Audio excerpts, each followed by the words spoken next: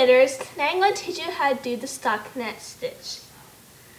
In my last video I said I was going to do it that day, but I didn't get to it. When you do stockinette stitch, you can make practically anything. But I'm going to show you a couple of things what you can knit. I knitted a variety of NICU hats for babies in the NICU. You can make bookmarks, and you can make pillow friends. That's what I make, like stuffed animals. And you can do it practically with anything. It's a stitch that it's really nice and it's very flat, and the stitch looks like this. You can see it has V's, and it's not bumpy like the knit stitch or the purl stitch. So let's get started. I had made a sample, like a swatch, so there what it looks like again. And what you practically do is you just knit a row and you just purl a row. So I'm going to review those two stitches. Okay, so I'm on a knit row right now because I just did a purl row. So what you do is you go into your stitch from front to back. You take your yarn and you wrap it around your needle from right to left, and you slide off. So that's the knit stitch. So you just put your needle from front to back, you wrap it around from right to left, you bring your left hand needle over your right hand needle, and you slide off. So I'm going to do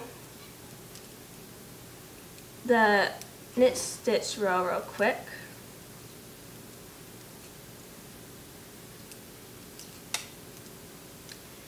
And when you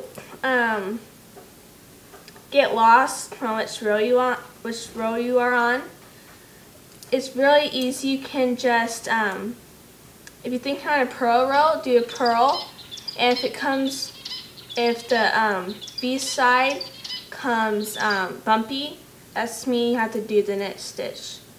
And the same thing with the knit stitch, if you want to tell. Okay, so I'm done with the knitted row. Now I'm going to do the purl row.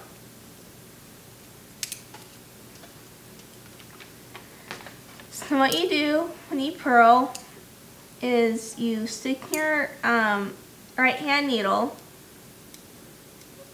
sideways from right to left. You take your yarn and you bring it from left to right, and you take your right hand needle underneath your left hand needle and you slide that stitch off. Show you that again. You take your right hand needle, you bring it sideways from right to left. You take your yarn, you bring it from left to right. You take your right hand needle, you bring it under your left hand needle, and you slide that stitch off. So I'm going to purl this purl row.